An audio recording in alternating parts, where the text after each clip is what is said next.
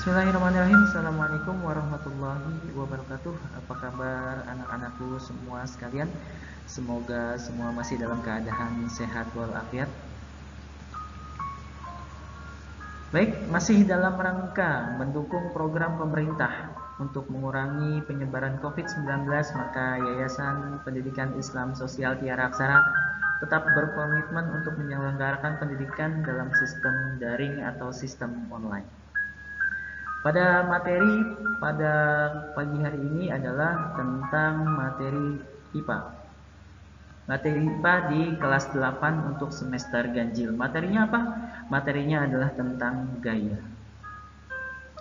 Sebelum memulai pembelajaran pada pagi hari ini, alangkah baiknya anak-anakku sekalian semuanya menyiapkan alat tulis, menyiapkan buku, menyiapkan pulpen untuk mencatat bagian-bagian yang penting. Baik, kita mulai materinya dengan pengertian. Pengertian apa itu gaya? Ada yang tahu apa itu gaya? Apakah seperti ini gaya? Bukan. Atau seperti ini? Bukan. Atau seperti ini? Apalagi bukan. Oke, gaya itu adalah seperti ini. Ini adalah yang benar mengenai gaya. Baik, kembali ke pengertian gaya, berarti gaya itu apa? Gaya itu adalah tarikan atau dorongan. Hanya sekedar itu. Jadi tarikan atau dorongan antara dua benda atau lebih yang bisa menyebabkan benda tersebut bergerak, berubah bentuk, atau berubah arah. Itu adalah pengertian dari gaya. Alat untuk mengukur gaya disebut dengan dinamometer. Nah, dinamometer itu seperti apa? Kira-kira gambarnya adalah seperti ini. Ini adalah gambar dua buah dinamometer yang sifatnya analog atau masih sifatnya belum otomatis, masih menggunakan perhitungan dasar dari manusia. Kemudian dinamometer yang satunya lagi adalah seperti ini. Ini adalah dinamometer yang sifatnya sudah digital atau langsung menggunakan komputer. Oke. Selanjutnya adalah lambang gaya. Gaya itu dalam bahasa Inggris disebut dengan force. Maka lambang untuk gaya itu adalah F. F dari kata force. Satuan untuk gaya adalah Newton. Ini yang harus kalian hafalkan. Ketika sudah Newton berarti satuannya sudah satuan internasional. Baik, kita lanjutkan. Selanjutnya adalah jenis-jenis dari gaya. Gaya itu ada dua jenis. Yang pertama adalah gaya sentuh. Yang kedua adalah gaya tidak sentuh. Nah, gaya sentuh itu apa? Gaya yang bekerja pada benda jika bersentuhan dengan benda tersebut. Hanya jika bersentuhan. Jadi ketika bersentuhan lalu gayanya bisa bekerja, disebutnya gaya sentuh. Untuk gaya tidak sentuh adalah gaya yang bekerja pada benda tanpa menyentuh benda itu secara langsung. Oke, selanjutnya kita mulai dengan gaya sentuh. Gaya sentuh itu contohnya apa aja? Gaya sentuh contohnya adalah pertama gaya otot. Kira-kira gambarannya seperti ini. Ini tangan otot manusia untuk mengangkat beban. Yang kedua adalah gaya normal. Gaya normal itu sebenarnya adalah gaya yang arahnya tegak lurus dengan bidang permukaan. Jadi kalau bidang permukaan meja seperti ini, terus ada benda yang diletakkan, benda itu mempunyai berat, gaya normalnya adalah berlawanan dengan bidang sentuh. Kalau dalam hal ini adalah ke atas. Lalu kalau misalnya bendanya dalam permukaan miring seperti ini, gaya berat itu tetap di bawah, tetapi gaya normalnya tegak lurus dengan permukaan, yaitu berarti serong ke atas seperti ini. Baik, itu adalah gaya normal. Selanjutnya, contoh yang selanjutnya adalah gaya gesek. Gaya gesek ini adalah gaya yang berlaku kebalikan dengan arah benda.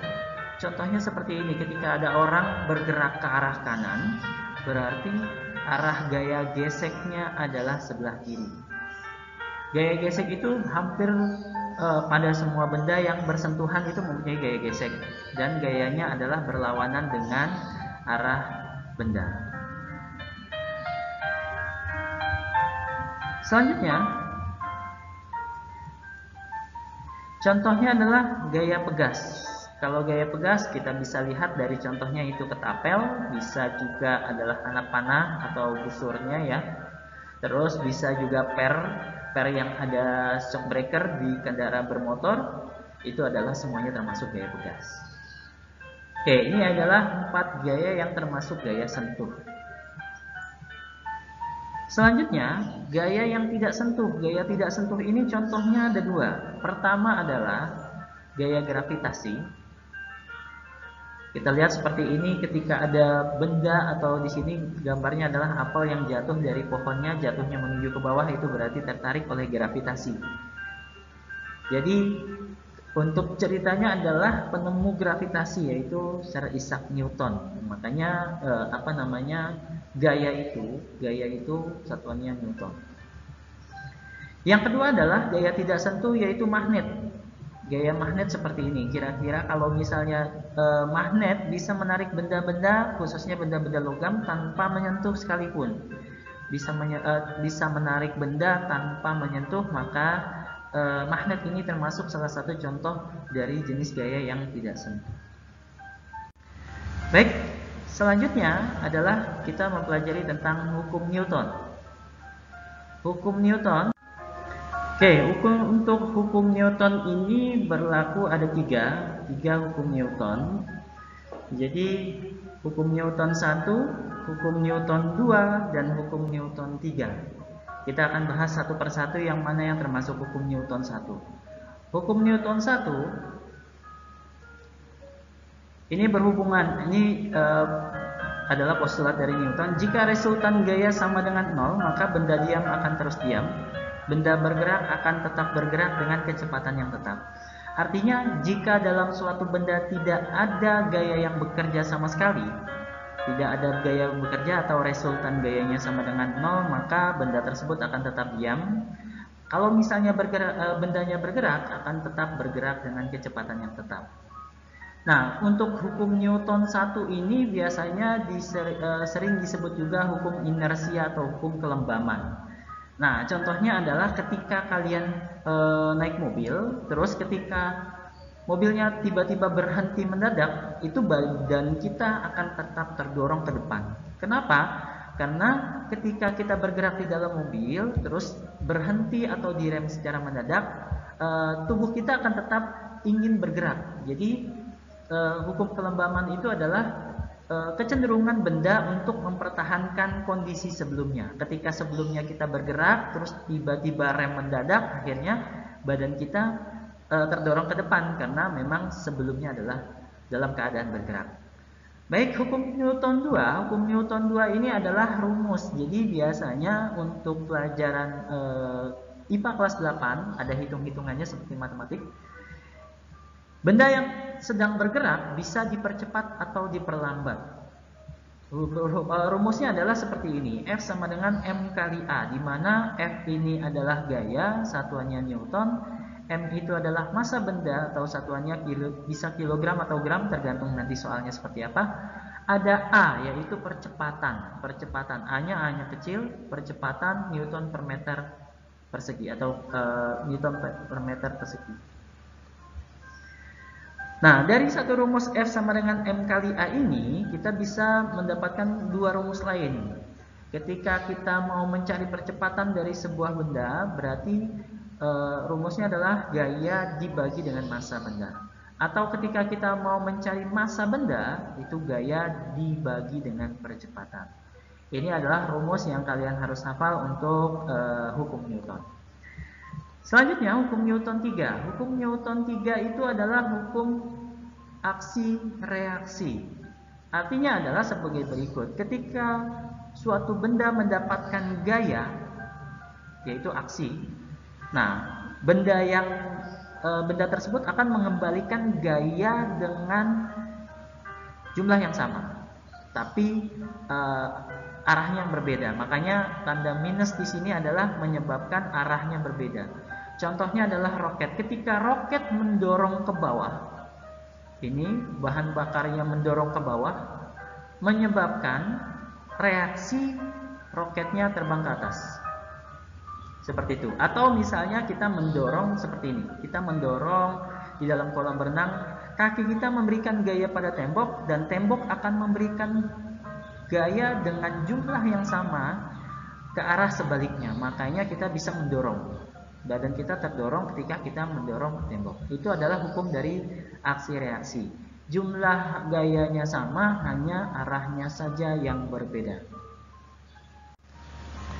Oke, baik, selanjutnya adalah resultan gaya. Apa itu resultan gaya? Adalah jumlah dari lebih dari satu gaya. Jadi kalau misalnya ada gaya yang bekerja pada suatu benda 1 atau 2 atau 3, itu bisa dicari resultan gayanya. Resultan gaya besaran vektor. Artinya vektor itu tergantung dengan arah. Sekali lagi, sangat bergantung dengan arah. Jadi ini yang harus kalian pahami adalah arah benda. Oke, untuk arahnya, ketentuannya adalah untuk menghitung resultan gaya, yang pertama adalah menentukan F1 sebagai acuan.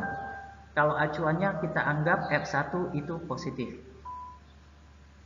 Yang kedua adalah jika searah F1, maka ditambahkan. Jika ada gaya selain F1 dan arahnya searah dengan F1, maka ditambahkan. Jika berlawanan arah F1, maka dikurangi. Baik, ini adalah ketentuan untuk menghitung resultan gaya. Lambang resultan gaya adalah sigma. Bentuknya seperti ini, seperti huruf E. Ini adalah sigma, artinya adalah jumlah dari gaya, dibacanya sigma. Selanjutnya, untuk contoh. Nah, ada gambar seperti ini. Ada benda dengan massa 5 kg, ada gaya yang bekerja. Ini ditarik ke arah sebelah kanan, ini ditarik juga sebelah kanan. Oke, perhitungannya adalah pertama yang ditanya adalah resultan gaya atau sigma F. Sigma F acuannya adalah F1. Kita lihat F1-nya adalah ke arah kanan. Itu yang menjadi patokan atau arahnya. Berarti ke kanan itu adalah positif. F2-nya ke arah kanan juga.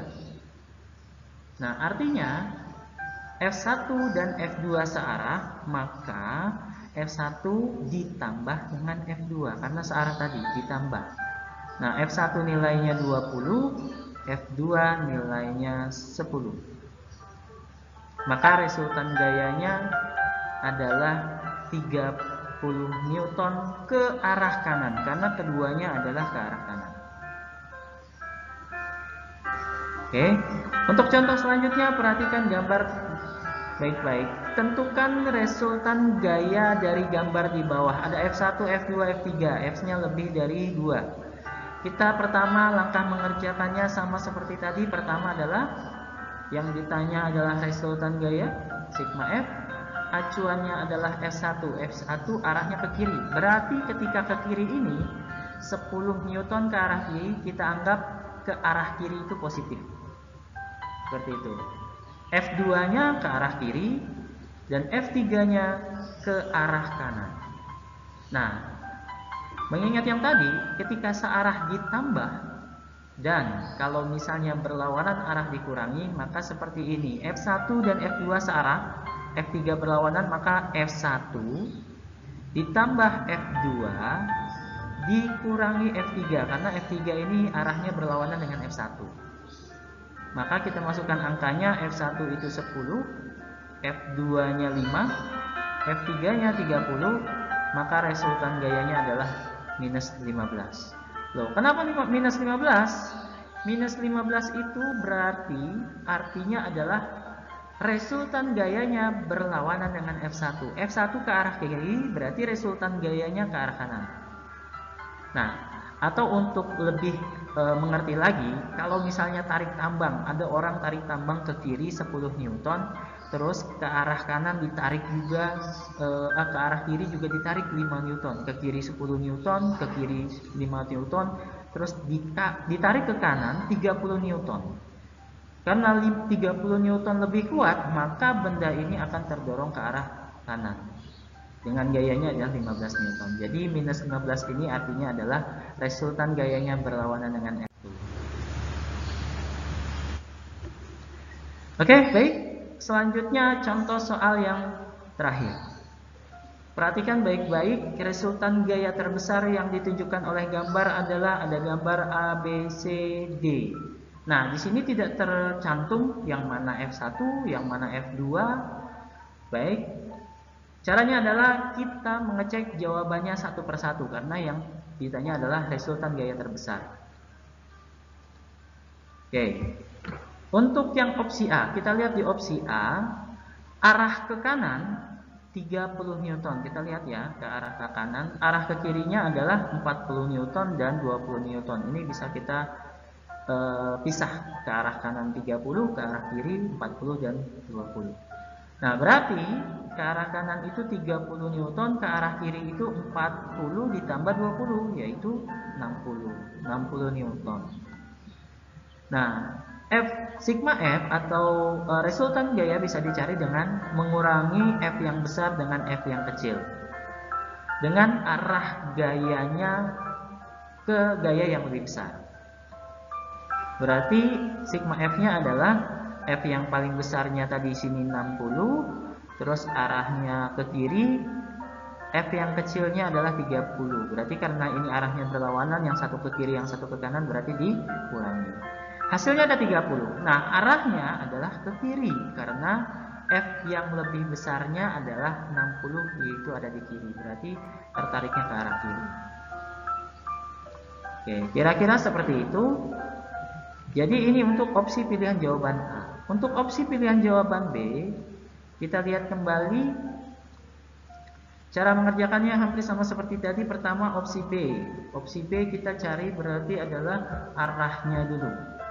Arah ke kanan yaitu 20 Newton, arah ke kiri dua-duanya 30 dan 40.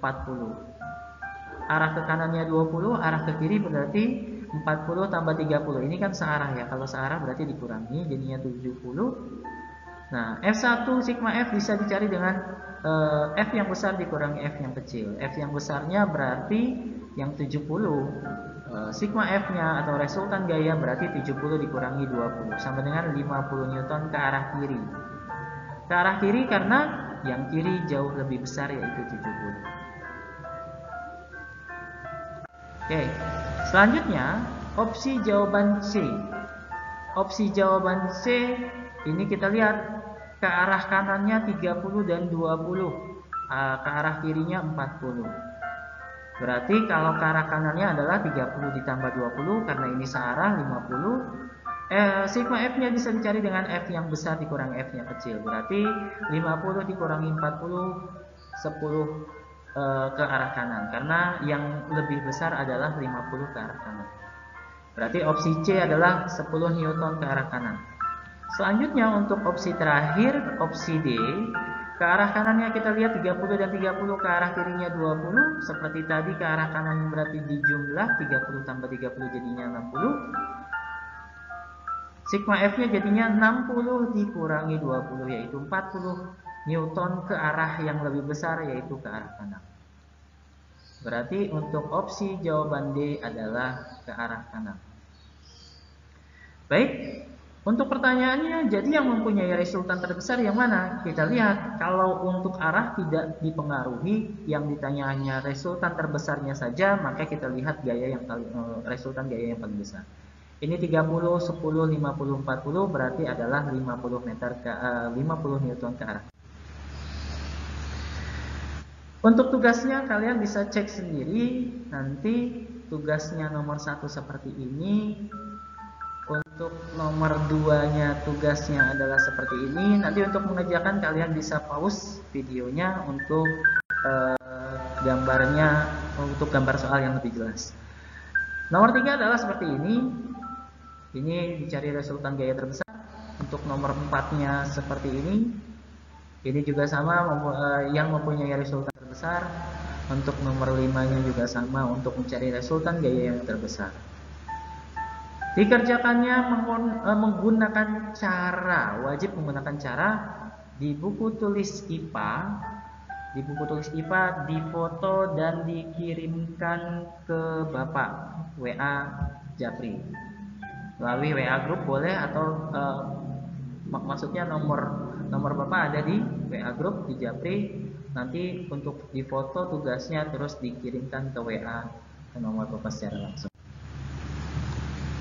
Baik, terima kasih. Assalamualaikum warahmatullahi wabarakatuh.